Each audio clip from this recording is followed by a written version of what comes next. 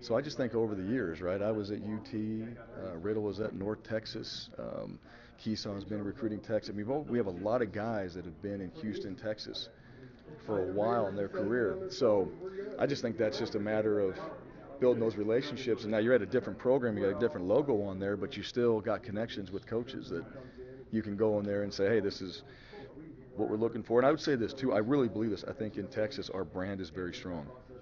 Because in Texas, they're they love football, and those players there, they're about success. They want to win. They're always talking about state championships when you're a Texas high school football player, and they know the programs in the country that win, and they know Boise State wins, so they pay attention to that. So when you walk in there and you got this logo, they're like, boom, I know about you. You don't know what they know, but they know about you, and they get excited because they want to be a part of something successful. Is there one guy on your staff primarily recruiting Texas right now? Oh, there's a lot. Yeah. No, it's not. There's several. Yeah, there's several. I mean, I was just there this last week, so there's several of us. You know, we go there, and one of the nice things in Texas, like in spring ball, you go there and you can actually see practice, which not everybody does that. You know, that kind of helps you with your evaluation too. You get to see real football, and you know, it is what it is. I mean, they got more spring practices than we do. I think 18 of them. But all of us, everybody's got a, like, you know, we're split up throughout Dallas, we're split up throughout Houston and Austin and all those areas, but we've really tried to cover that. And it's a distance, but we've done a good job there. How many are you expecting to sign? Probably 12 or 13. I would say about half. Yeah. You got more than that committed right now, so I think so. Yeah, and I say that. I mean, I think, you know, we'd have 14, 15 if everything goes the way it needs to go. And you know, today's been a good day. So hopefully tomorrow, when it's all said and done, we'll have the guys that we want. Up to this point, we won't have a full class, and we know that too. And that's part of this process for us. We didn't decide that we were going to have a full class in this first period anyway, because of some of the guys that we were looking at, and maybe just some of those positions that we need some more time on. But I'll say this, the guys that we do get, we know who they are, we spent time with them, we built relationships with them, and if all those guys sign tomorrow, then we have a really great class connected with the guys that are in this program now and the coaches in this program, and there's some good dudes. I'm sure nobody's asked you yet, so was it good to see Coach Pete tonight? Or? Oh yeah, him? Yeah. Yeah, no, it was good. It was good. It's always good. You know, every time. I mean, we're not hanging out every single day and all that, obviously, and we're not talking all the time, but the times that we spent together, it's pretty easy. It's easy to reconnect right away and get right into whatever topic um, because of our relationship over time, right? And the things that we've been through, and obviously the relationship that we've had and his leadership and the things that I've learned from him. So yeah, it's always good. You know, it's always good to see guys like that. But you know, to see Coach Pete and you know, so you got to go compete in all those things like that. We understand that. It's not even part of the conversation. We'll go compete, and that's everybody knows that. But the relationship and to be around them, and we'll get a chance to see the staff tonight as well, and a lot of guys that we've worked together or worked for me and I've worked with. So you know, that's always a fun part. This fraternity in coaching, you work with guys over time, and when you work with good dudes and you see them go on and they go to different places, you know, there's different goals and dreams that every coach has and maybe different opportunities, but they're still good dudes. And you always stay connected with guys like that because you never know how this thing's going to go. And you know what? We're fortunate because at Boise State, the guys that come through that program, they're good guys. And I think everybody that comes through Boise State, and I really believe this, they bleed blue. They really do, and they always will, no matter where they go. They'll always bleed blue and be a part of that program because, quite honestly, I mean, we've done some special things there, and a lot of guys were the reasons why we did that. Bryan, I know that, you know, when you were his offensive coordinator, you guys talked every day, and you might not talk as much anymore. But having been in your position for 6 years now, in a way, do you feel like you kind of maybe have a better connection with him and knowing what he goes through as a head coach and what he went through at Boise State and all that? I have a lot better appreciation for that. Yeah, I mean, that's one of the things when you're a coordinator. I mean, I would go into the office, I would shut my door, and I would do ball all day, right? I just study film and look at what we're doing in the off season and focus on how do we get better? How does every position on offense, and that's really what your job is, right? You're just focused on that and recruiting your position. And you know, you see the head coach, and some days, I mean, everything's good, and some days it's like, man, what happened.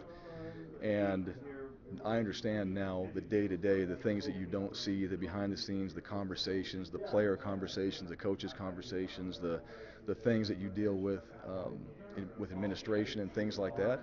And I got a lot better understanding when I look back and I'm bebopping around and it's like, hey, what's up, man? You having a good day? What's going on here? And it may not be that great, but I also know that there's a lot of things that I didn't know. But at the end of the day, I also know when we got in the staff meetings, that didn't ever affect anything that we did. Because when he got into the staff meeting, we were getting better. We were developing. And that never affected what we had to do as coaches. And so that I appreciate when I look back and go, all right, there was a lot on his plate, but when we got in those meetings, there was a vision, there was a direction, and we all knew what we were supposed to be doing, which when you have that, I think everybody feels and appreciates when you have that type of leadership. What stands out the most about Molchon in his career at Boise? Well, I think he's a phenomenal player, but he's a captain. That's the biggest thing to me. If you can say in any place in ours, and we feel very strongly about this, if you can say that you're a captain, then you've done something that's made an impact, obviously on the field, but within the team, right? And he's one of our captains. I think the reason why we won a championship this year is we got great leadership, and he's a big part of that. And what you guys don't see behind the scenes is when a guy like John will echo a message that needs to be said again, so everybody in that locker room gets it. And that's not easy to do amongst your peers, right? That's not easy to do, but when guys can take ownership like he does, then you see the success that a team can have. And I really do. I think our leadership this year on our team, I think that's the key to our success. And he was a big reason for that, and that's why he's here. That's why he represented us down there at Media Days earlier in the season. And you know what I mean? It's hard to see guys like this leave your program because all you want to find is guys like this to come back into your program. But I'll say this, when he leaves, he's left it better than he found it. I know that. He left it better than he found it, and that's always the goal for our guys. He said he was thinking back to when he first met you. Do you remember that meeting? You remember what he's talking about as vividly? I remember meeting him. I don't remember everything I said. Probably is similar to what I've said before because I think what we talk about we actually try to do. So I don't think it's too far off of what he's accomplished here. But he didn't look like he looks now, and right, he's bigger. He's developed. He's always had this vibe about him, but the development of that and how to use it to how he does now. I mean, he's done a tremendous job at developing himself. But yeah, I mean that's what you see. You walk in there and you see this guy, and you can see the potential maybe as a player that what he could be, but then just who he is. And that was always the thing to me. His family. I remember eating at his house. I remember everybody there at the table and just some of the conversations that we had. And it's like, all right, this guy fits exactly what we're looking for. He's going to be a great Bronco. He believes it, and I hope as a player he was going to be able to step up and do the things that he's done now. And here he is. Started at 3 spots this year. Started at 3 spots. Yeah. Absolutely. With Pete there next to you, and you probably asked some variation of this, but when you look back at your time with him, what was the thing that you took most to when you became a head coach? I know you were talking a little bit about some of that stuff, but what did you take most to when you decided to become a head coach? There's a lot of things. I think the character piece. I've always respected Pete. I think he's the highest character. I've always respected the developmental piece that he brought to the staff because you're always getting better. And that's one of the things, like the details, the standards, the everyday, finding ways to improve, doing it the right way, always doing it the right way. Those type of things are what stood out to me. I think when you're around, you just kind of know when you're around really, really good people.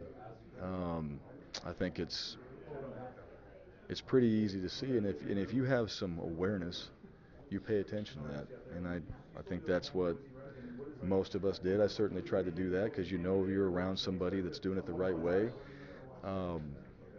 No ego involved in it, and it's just like, all right, that's what you want to. If you're smart, you want to try to figure out that formula and how do you incorporate that into what you do. You do it your way, but when people are doing things the way that he does it, you need to utilize that and pay attention to it and try to make that part of who you are and what you do, and then just do it your way. And I always think that's what I've taken away from him. That's just how he does things. It's pretty remarkable. I mean, you look at his record, and a lot of people would say, "Oh yeah." But, you talk to anybody that's met him, and they don't talk about that part of it. You know what I mean? They don't talk about. I don't even know his record. Right. I don't. And I really, I mean, that's probably the thing about it, where it's like that's not what you talk about with him. You know, I mean, we can certainly sit down and we can get a whiteboard out and we can go X's and O's all day long. That's never really been the conversations. All right, until it gets to that. And that's never the one that you're looking forward to most. Is like, all right, I got to go pick this. There's some coaches out there, all I want to do is talk football with them. But you know, when you can talk about leadership, you can talk about philosophy, you can talk about development, you can talk about recruiting. There's always an opinion and a thought that is always going to, if you pay attention to it, it's going to help you in what you're doing. I'm doing a little thing on. I hate to bring it up, but last year's bowl game. Yeah. Was that the strangest day of your coaching life? Last year's bowl game that we were going to win. Yeah. Yeah, I know it was a win. I don't know why. You know, we should put that in there as a W, right? Yeah. Had we were going to drive. I know it was 7-0. We were going to drive and go for 2. It'd have been 8-7. That was the plan. Nobody's asked me that, but that was always the plan, right? And we were going to get it done. Oh, yeah. Yeah, was that the strangest? 100%. 100%. And really, I mean, one of those, it's not in the handbook of how you go in there and tell your team you're not playing. And really, you all mess around with our guys at times and all that. And here's the thing about that year. So we have all these checks that we go through, right? We go through all these situations. So that year, we faked a lightning storm in the indoor. I think I remember hearing about that. And everybody's like looking up, and I just take off running, and they're like, what are we doing? We go in the locker room, like, yeah, we just had a lightning strike. And they're like, no, we didn't. But I'm like, play along, you know, hey, what if this happened? This is what we do. We go half an hour like this. We go an hour like this. We take our pads off here. And we kind of go through like a 2-hour window, right? And they're all like, all right, we got it. And they're like, all right, we're going to go back to practice, right? So we go back to practice, and we finish out the day, and then it actually happens. And part of that, I mean, is just sitting there like, all right, guys. Early on, it was like, hey, we've been through this. And they're like, all right. And then after like an hour or so, they're like, this is not good. And the more it went on, you know, we had that conversation like, you know, well, I don't think we should play. And obviously you want to play, but at the same time, it's, right? Yeah. It's not going to happen. I mean, the guy that ran the bowl, he's like, you guys want to play? We're like, yeah. And I'm like, well, first of all, I go, do you think we're going to play? He's like, no. And I go, why are you even asking us then? So what's the point? I mean, why are you even asking us our opinion? Just to hear? Like, you said no. So, you know, I went in there and brought them all up, and I told them. And some guys were like, yeah, you know, but then I was like, I'm serious. And then it just got silent. And guys like Rip, and, you know, you just sit there and look at them. They're kind of looking at you, and it's like, you know, we're done. What else you can do? No, we're done. So I said a few words. I asked the coaches to say a few words. And right now, I mean, you're ad-libbing at this point, right? Thanked all the guys. We sang the fight song, and everybody went on their way. And I still think about that team. It's like, you know, it's one of those, is it the best of times, right, where you got to go back and play a high school game and all that. It's almost like you want to bring that team back and just do something, because they never really got to finish it, right? There wasn't that finish to it. And it's since last season, I mean, to get to the Florida State game, when we went into that game and there was some weather and all that, I was like, the hell, this is going to stop us from playing, all right? I don't care where we play. We're like figuring out Dallas, we'll come to Boise. It was like, we have to play this game, because if that game would have got canceled, I don't know how the season would have went. Because the guys that were in it, that would have been Too much. major. It would have been so discouraging for them, right? And I really believe, like, that game, I think half of that was just the emotion of playing, because we finally got to go play again, because we didn't get to finish out the season. So it was odd. Yeah. Coach, a lot of the talk is about the past. I know you mentioned in your press conference you want this game to be about the players. So how do you set the tone early on to make sure it's about them to get the most out of the experience while still focusing on the game itself? You know what? I think it's been a lot easier than I anticipated. And I think because of how we handle it, I think how Washington handles it, I think both sides know what this game's about.